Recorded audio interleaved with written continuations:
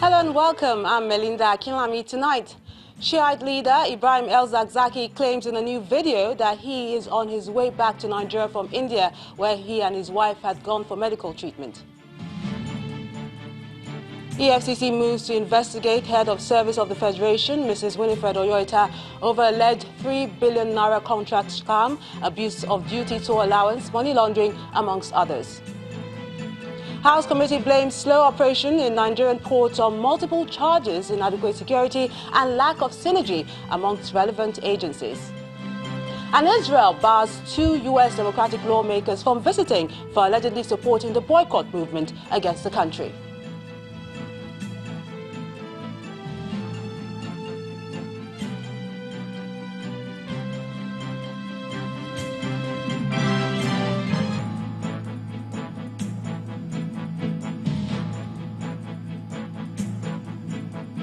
On business news, Nigeria records 5.6% volume of trade in total imports from other African countries within the last 10 years. On sports news tonight, reigning champions, the Tigers of Nigeria edged Democratic Republic of Congo to reach the semi-finals of the FIBA Women's AfroBasket in Senegal.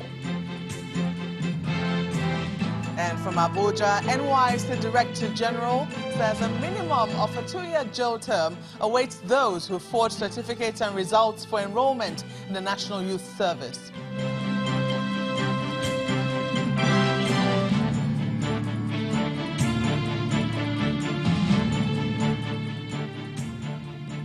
And a few hours from now, the leader of the proscribed Islamic movement in Nigeria, Sheikh Ibrahim El-Zakzaky, is expected back in the country.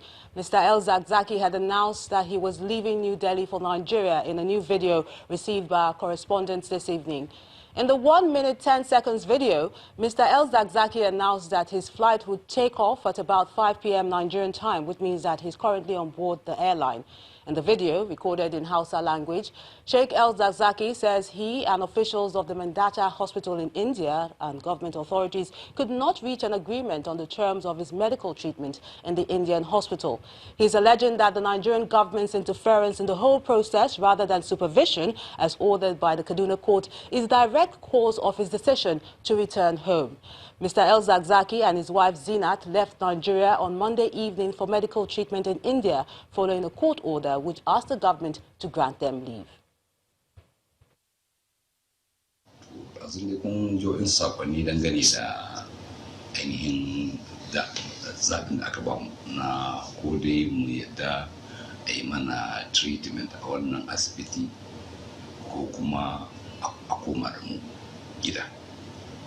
Azanan sai suka zo suka ce to sun zaka komawa da mu kuma yanzu a daidai nan karfe kusan 10 saura ne tara da kusan rabi to kuma sun ce 11 da rabi za kai ma airport don a koma da mu a Abuja saboda abin da suka yanke kenan kuma sun turo wakilan gwamnati na wannan yanki suka gaya mana haka nan saboda haka yanzu insha Allah mun za mu kama hanyar komawa gida ne kenan muna fata kuma ya zama wannan shi bi zama alkhairi.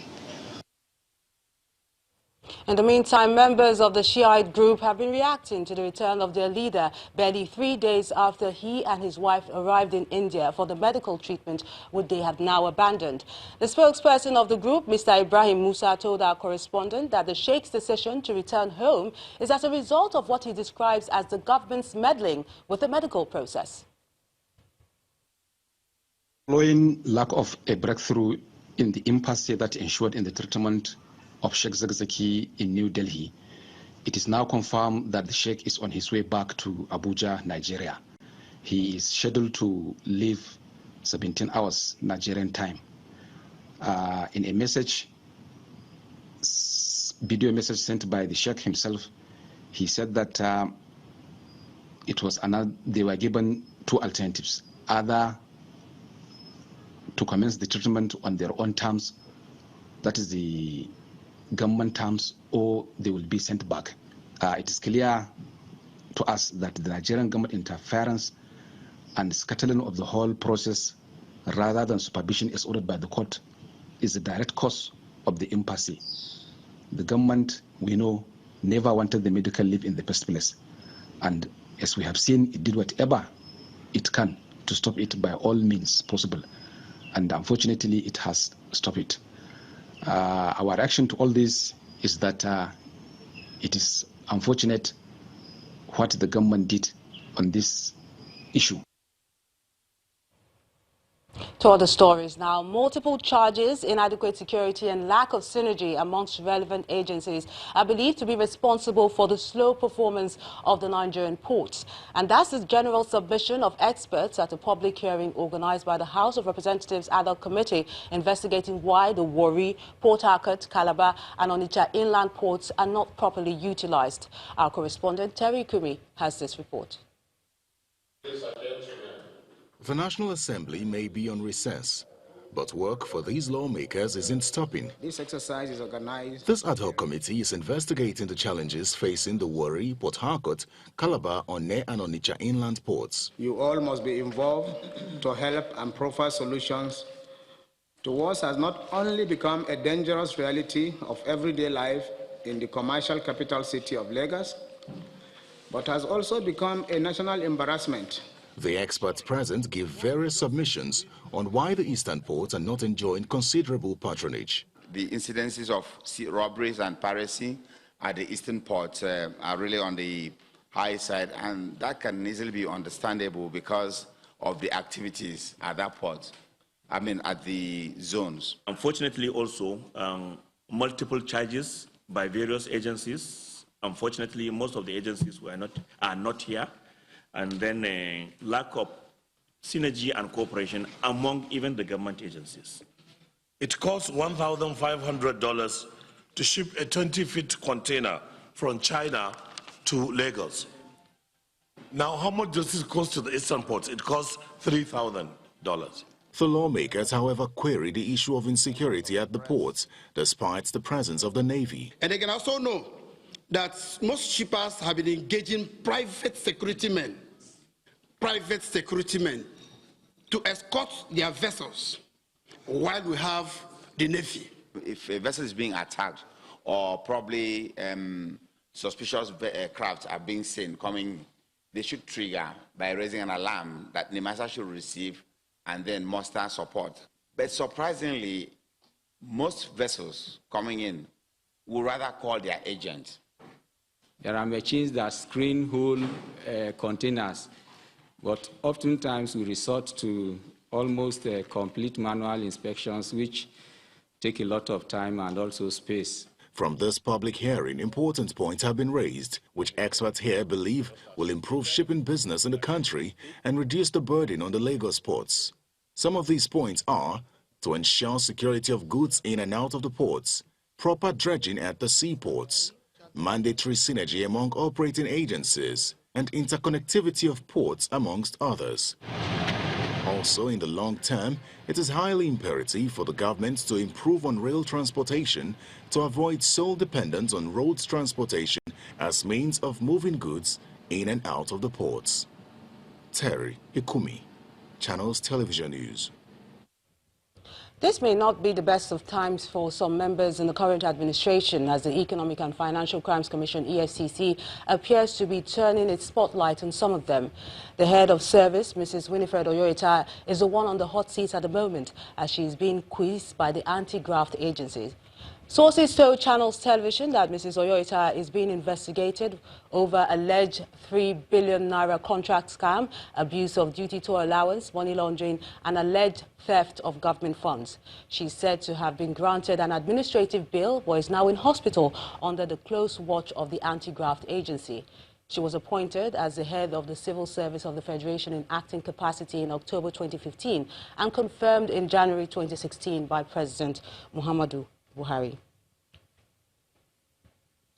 Meanwhile, the President has asked the Independent Corrupt Practices and Other Related Offences Commission, ICPC, to speed up its investigation in the matters concerning the chairman of the Presidential Panel on Recovery of Public Assets, Mr. Okoye Obonobla, who is being investigated by the ICPC over alleged falsification of his WAEC results and corruption.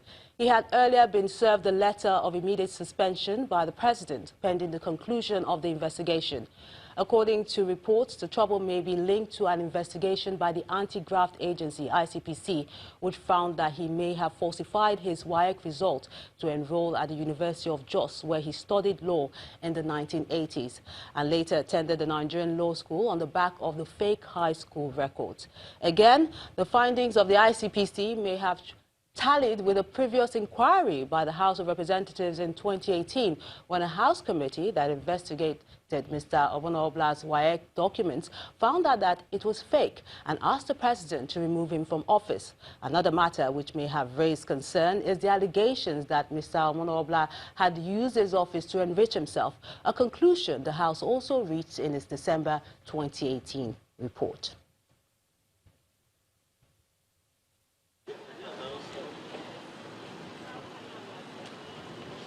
And staying with corruption allegation stories, the Federal High Court sitting in Lagos has granted bail to Mr. Abdullahi Babalele, a son-in-law of the People's Democratic Party presidential candidate Atiku Abubakar.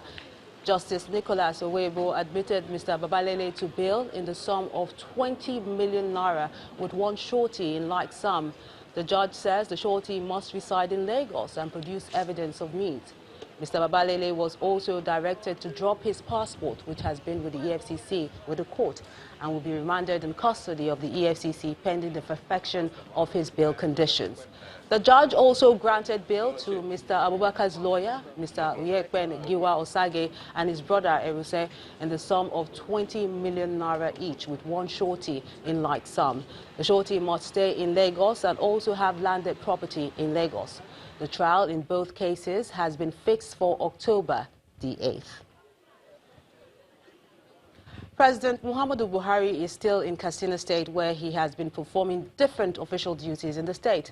Today, the president inaugurated some projects implemented by the state government, one of which is a reference hospital in Daura. He has been in his hometown Daura since the Eid el-Kabir celebrations and is expected back in the nation's capital, Abuja, on Sunday.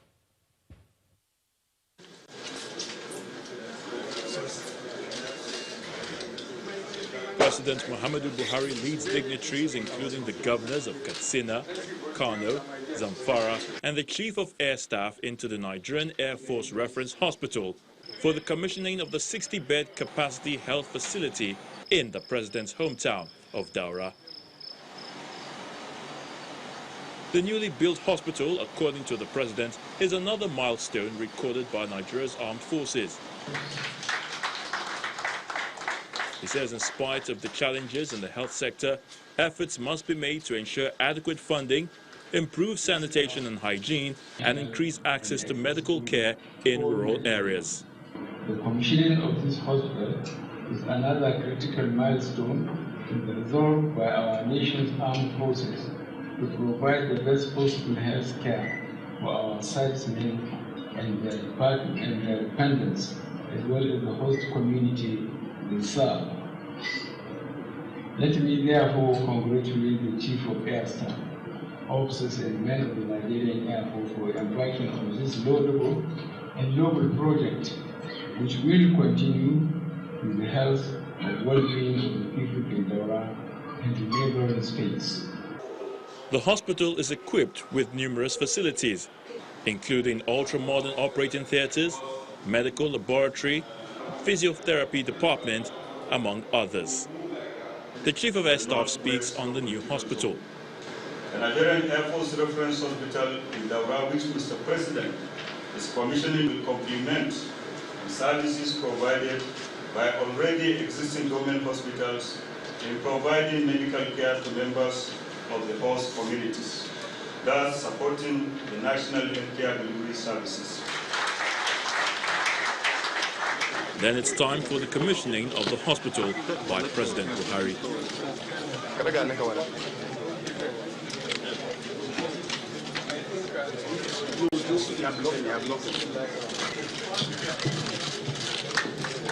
He's also presented gifts from the Chief of Air Staff. The president had also commissioned 2 road projects by the Katsina State government in Sandamo and Dutsi local government areas of Katsina State in fulfillment of the promise made by the governor to the people.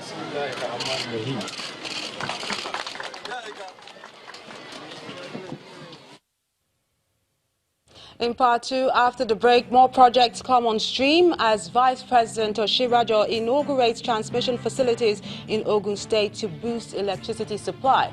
That's in a moment. Join us again.